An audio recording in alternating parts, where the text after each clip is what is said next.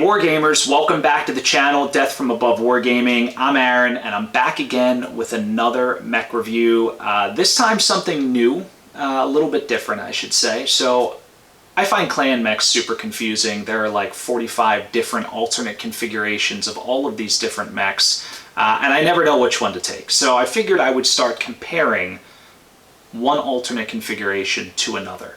And I wanted to start with a mech we have not looked at yet, and a clan class of mech we have not looked at yet. So clan lights, haven't looked at any yet. The first one I think of is the Kit Fox. Now a lot of you I'm sure are going to be screaming and throwing things at your monitor right now saying, why didn't you pick the Dasher? But sorry guys, it'll be coming soon, I promise. The Kit Fox is so cool. You know, it's this little tiny squat mech. It runs around, it can pack a punch.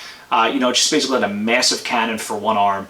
So when I looked through the variants, the two that popped out the most was the Prime and the A variant. Now these mechs, very differently equipped, and that's kind of what I was going for here. The Prime, it's got an LBX5 on it, it's got that large laser, SRM, small laser, sort of a hodgepodge of weaponry, and then you've got the A, which is a very sort of focused and concentrated group of weapons, 2 ER mediums, and that clan Gauss rifle as well. So, you know, one's got a lot of ammo, one's got a lot of range. I'm not sure which one's going to come out on top. There is a 300 battle value difference between these two variants, right? Between the Prime and the Alt Config A. So curious to see how the efficiency stacks up. Honestly, guys, I think you will too. There are lots of cool stuff here. And of course, there are other Kit Fox variants available on Battlytics.com. So don't forget to go there. Again, that's www.battlytics.com. We have the Kit Fox. We have so many mechs up there. All the recent mech reviews that we have done are up there as well, so don't forget to check that out. But I digress. Let's dive in. Battlytics analysis of the Kit Fox coming right up.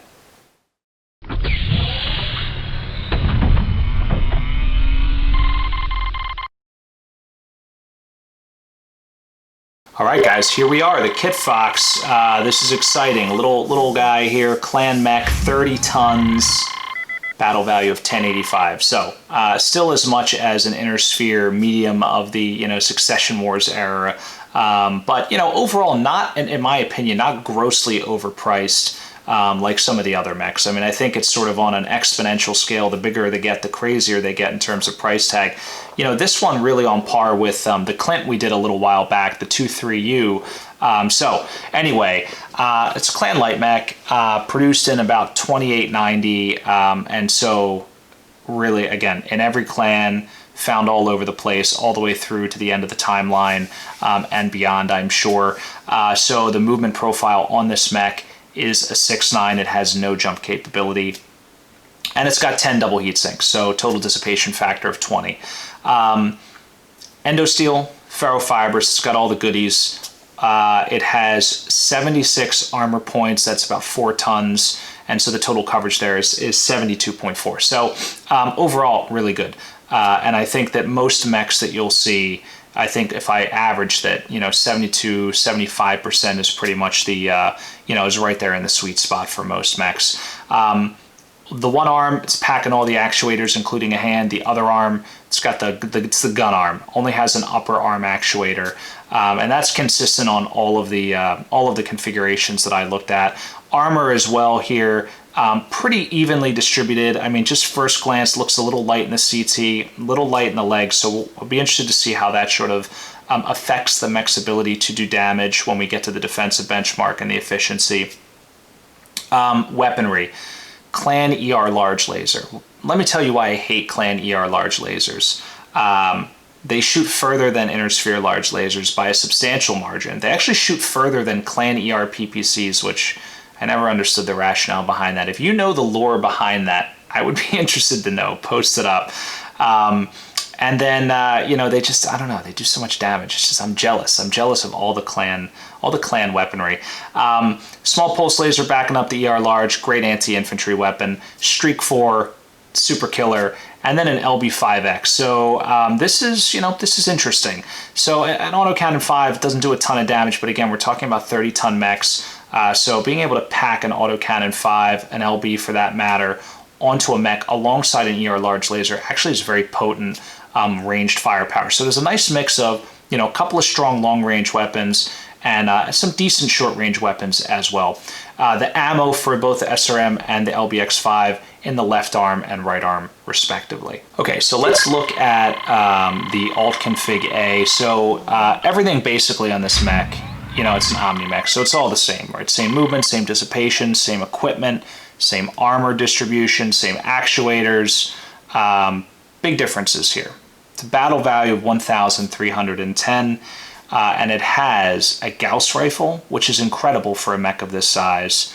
I mean, I think the Hollander is the only other thing that is in this sort of size of mechs that carries a Gauss rifle. I mean, I could be wrong. I know there's like thousands of configurations of these light clan mechs, but I can't think of anything smaller than this that has a Gauss rifle on it. If you know, post it up, let me know. Also it's packing 2 ER medium lasers. Now these things shoot, I believe, if my memory serves, out to 15 inches, 15 hexes, depending on your preference there. That's far. I mean, that's basically an inner sphere large lasers equivalent to a clan ER medium. So this thing can put out a ton of damage. It has great range. It has decent mobility. The ammo for that Gauss rifle in the right arm, but remember the ammo's inert. Really what happens when you hit the Gauss rifle itself, that's what does the damage. But all in all, this mech looking real good. So curious to take it to the offensive benchmarks and see how these two configurations stack up. Okay, so let's talk about the offensive benchmarks here. So really not a whole lot to tell. None of these mechs, neither of these mechs, I should say, build up any heat. Remember, they have no jump jets either. So really what we're looking at is mechs that are oversunk, way too many heat sinks on them, and the A just does more damage.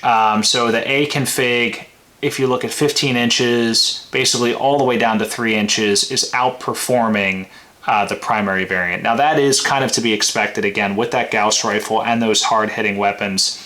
I did expect, quite honestly, the prime config to sort of outperform as you got a little bit closer. But again, those ER mediums really just doing so much more than the SRM4 small pulse laser tandem.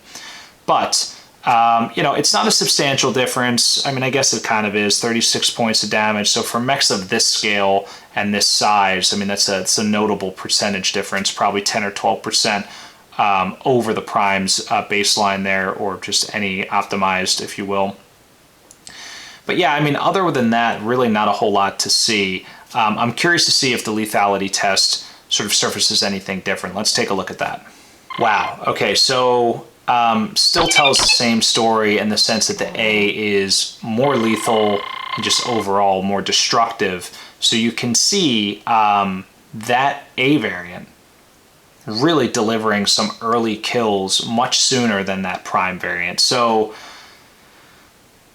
head kills, all this other stuff, not very big of a difference. I was actually expecting more head kills on the alt config A because, again, it does have that sort of decapitator in the form of the Gauss rifle, but surprisingly, the Kitfox Prime actually having more head kills there.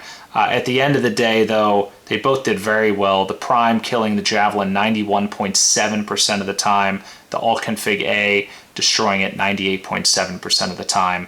The average time to kill, though, notably different, 9.7 on the Prime, 8.2 on the config A. So, you know, again, we see that in that top graph. You can just see where it pulls away early, and it takes much more time for that primary variant to catch up once it gets it into closer ranges. So at the end of the day, that's kind of where you're at. Not surprisingly, the Prime does have opportunity to generate more critical hits. It does have more weapons. It's got that SRM4, but really overall, the A from an offensive side is just a better mech. Now, we know defensively they're going to be similar. We'll take a look at that. Mobility-wise, they're going to be similar. We'll take a look at that. So the real differentiator here is going to be, again, coming down to that, you know, that 200, 300 some battle value difference. You know, is it going to be worth it to take the A over the Prime? Let's see. So, defensive next. All right, so all in all, very similar curves here. Survivability. Actually, the Prime does a little bit better. I don't really know why. I think it's just a margin of error thing.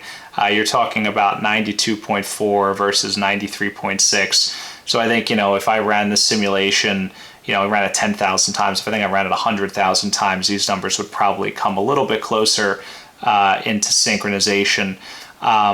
But, you know, there is difference. There is difference in ammunition and things like that. But again, it's all cased. It's all protected. So I'm not really sure, and it's in the arm. So I'm not really sure what could be going on here aside from just margin of error.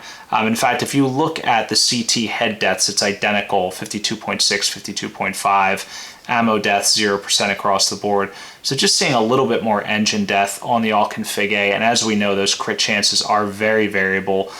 So I think really that's the only difference. These things are pretty closely matched up, about 92, 93%. These small deviations make almost no impact to the final numbers. But let's see where it shakes out. Let's take a look at mobility, then we'll get into efficiency.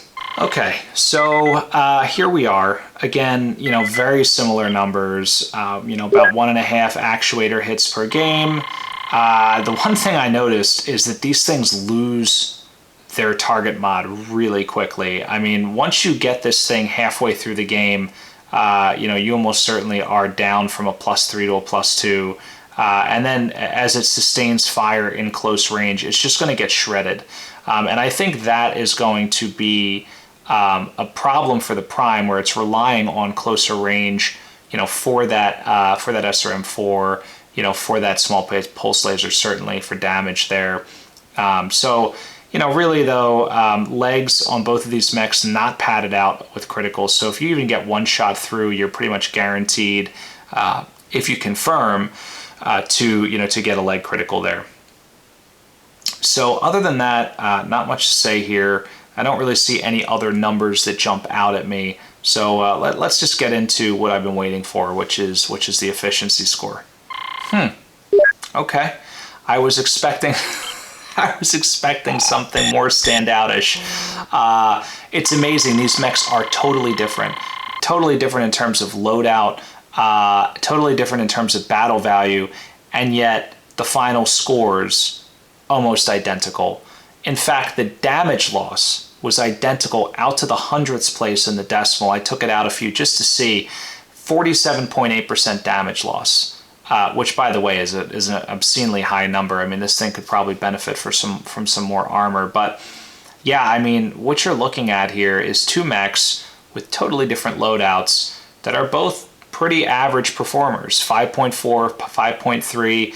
The all config A does beat out the Prime a little bit there, and I think it's because of the fact that the Prime is reliant more perhaps on its close range weaponry, or just the fact that it just does a little bit less damage. Both of these mechs really stacked up pretty evenly, which is interesting to see.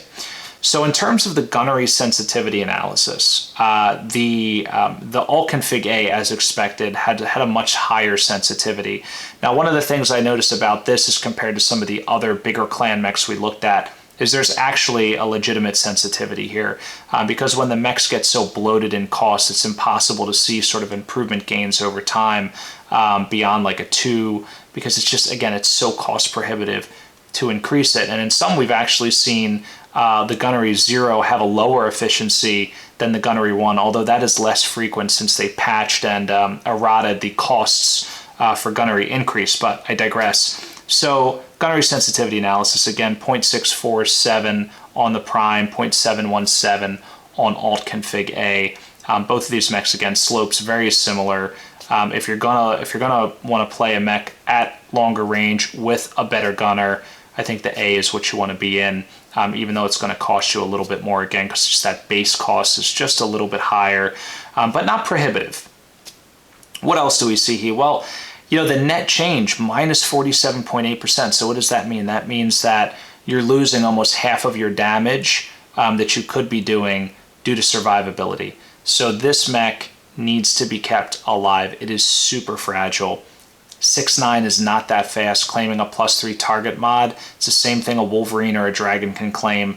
Yeah, you can do a little bit more with it. You can maybe go up a hill, down a hill, through a forest, whatever, and still claim a +3, but still just a +3. So if you have a big mech that stands still and has a really good crack shot in it, you can watch this mech disintegrate pretty quickly. So you have to protect this mech. I think that's the moral of the story from this slide, as well as the fact that both of them, you know, are slightly above average performers, which isn't a bad thing at all, especially when you're talking about a mech of this scale. One final note, remember, you know, the smaller the mech, the less they you know, typically they perform worse. And that's a byproduct of the way battle value is calculated. You know, there are a lot of base upfront costs that you have to pay to just get it to be a battle mech. And you know that the problem is you don't always get to cash in on that with the light mechs because they are fragile, they can get destroyed, and that is reflected in that efficiency score. So keep that in mind. You know, having a 5.3, a 5.4 at this size is pretty good. If you can keep it on the field and alive, I think this thing could really do some damage. Let's check out the rolls before we wrap this thing up. Okay, so we're going to start here with the Kitfox Prime. Range analysis. So threat by range here, it doesn't look terribly great. I mean, it peak alpha strike is at 6 inches. I mean, I think this is the kind of mech where, yes, you can do damage at long range, but you really want to benefit by eventually getting this thing into close range. And that's a double-edged sword because, again, this thing is super fragile. No heat ever, which, you know, again, that's just one of those byproducts of the fact that with the double heat sinks, it's got 20 dissipation, and so it just never gets there. Threat envelope looks real good. You know, it can cover all of its bases, doesn't really have any major blind spots, does have some big arm-mounted weapons, which is always great to see. So when I think about the role that I would play for this mech, so if you're in a light lance, I think a cavalry type role is really good. You know, it can swarm, it can get across the field quickly. You can get it into close range. But again, you know, so fragile. So you gotta be careful with what you're putting it up against. You know, you put it up against a solid inner sphere medium, or even, God forbid, like another clan mech like a Stormcrow. I mean, it'll just vaporize before your eyes. A second line role is really good. And by second line, again, guys, what I mean is you keep it in the backfield, you let your other forces engage and tie up the enemy, and once they're preoccupied, then you can run this thing in. So you're utilizing its long-range weapons earlier in the game. It's not in the vanguard. You know, maybe it's even protecting your fire support mechs or hanging back with them before it closes in. You know, once you have the upper hand in the brawl or you're in dire straits, then you can send this thing in. Skirmisher, I think also it's well suited to. You keep it mobile, you keep it on the flank, you keep it at longer ranges. You know, it can do a ton of damage with that ER large, the LBX5 or LB5X, whatever your poison is there. Yeah, you know, I mean, it can do some damage, right? If you're using solid shot, it's great. You know, incidentally, this thing can be pretty nasty against infantry, you know, or even if you want to just generate crits, give it a cluster round. You've got the small pulse laser, you've got the SSRM4. You can generate a ton of critical hits. So it's another, I think, maybe another supporting factor for even playing it as a second line mech. Once you see one of those enemy targets really damaged, lots of exposed internal structure sections, you can run this thing in and just spray it and, you know, hopefully generate a lot of critical hits. But anyway, that's my role synopsis. Cavalry, second line, skirmisher. That's all I got. Guys, let's look at the Kitfox A before we wrap this up. Okay, here we are. Last bit of this Kitfox analysis, the threat assessment for Alt Config A. It looks a little better. I think that, you know, statistically, if you look at the maximum alpha strike, you know, it's 26 for the Prime and 29 for the Alt Config A, but 26 points is happening at 6 inches, the 29 points for this one happening at 15 inches, and direct fire alpha strikes obviously so much more reliable than when you have to deal on potentially cluster rounds from an LBX and missile shots like, you know, on the Streak 4. So that's kind of where we're at with this one. This one, I think, does more damage across the board, as we saw in the offensive benchmark. Thus, you know, I think it is more threatening across the board. I think this mech is especially dangerous at 15 inches, and I think that's a real sweet spot for this particular chassis. Now, when we look at the threat envelope, obviously it has great right side firepower. That is where, you know, after all, the Gauss rifle is mounted. On the left side has nothing, you know, really to speak about. You know, it's got one ER medium laser. Now, if you do take out that right arm, though, you're a little bit potentially in trouble, because you're going to lose, you know, that Gauss rifle and an ER medium. So this mech could be crippled pretty quickly with a lucky shot, or if you're, you know, if you're a jerk with a targeting computer, you can drill this thing in the right arm and it's going to have some problems. So just a point of note there. Now, in terms of roles for this mech, I will tell you I picked fire support for this. And I'm thinking about it in the context of, you know, light, medium, lance, star. I've been talking primarily in the context of lance. I should be saying star. But, you know, if you're talking about a light star, you know, a medium star, and you need a good fire support mech, I think this can get the job done. You know, that Gauss rifle, again, at this size is devastating. A 15-point solid shot is more lethal to me than a pair of LRM-20s, frankly, because you can core out mechs extremely quick with this. The other role that I would look at for this is a second line, and this really is the same exact reason as the Kit Fox Prime. They're very fragile.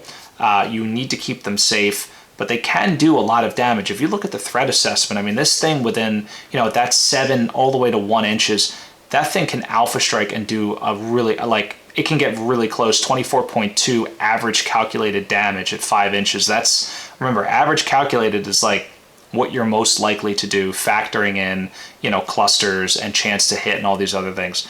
So that's amazing. And so getting this thing in there is something you will probably want to do. You just have to be really smart about it. And then lastly is, you know, the skirmisher role. So again, 15 inches, like, it's broken in my opinion for a range on a medium laser. It's absurd. You can float this thing out there. 15 inches is very far away, and, you know, you can just deliver some real pain with this thing. And it's a lot of direct damage. It's just a ton of direct damage. So, and it can do it all day and run top speed. So there's no reason you shouldn't have the pedal to the metal on this one and just pull the trigger for everything once you're within 15 inches. And I think really, you know, skirmisher for fire support, mobile fire support, I mean, those sort of blur together for me with this particular mech. I mean, you never want to stand it still and shoot. You always want to be mobile with it. So that's kind of what I feel about this mech. I mean, I think they're both great mechs, and we saw that in the efficiency. They were very similar. I think depending on the terrain, I think depending on the opponent, I think depending on your particular style of play, you know, you could go with one or the other. I think the other big important factor here is just simply cost. You know, do you have room for a 1,300 point mech, you know, plus a pilot in your lance, in your star? I keep saying lance, inner sphere guide heart. You know, do you instead, you know, only have room for 1,000 points? Because remember, you know, when we start stacking on the gunnery and the piloting and all these other things, you know, that 200, 300 points, really 200 points differential, you know, adds up quick, right? You know, that sort of exponentially increases. So I think it could come down to cost. I think it could come down to what you need on the particular mission. If it were me, I think I would pick anything with a Gauss rifle any day of the week. If I can fit a Gauss rifle on a 30-ton mech, I'm going to do it. I think if you balance it with other mechs in the star that are equally dangerous so that this thing doesn't get singled out, I think you'll be pleasantly surprised.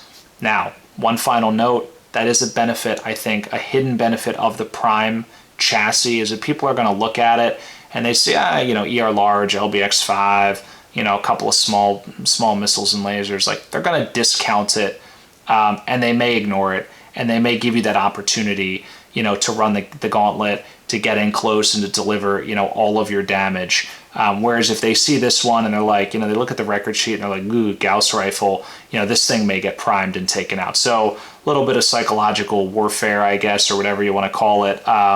You know, there's something to consider about these two mechs, but both great mechs. I think this is just a phenomenally built chassis. Probably could stand to use a little bit more armor, but such is life at 30 tons. All right, guys, so that wraps this one up.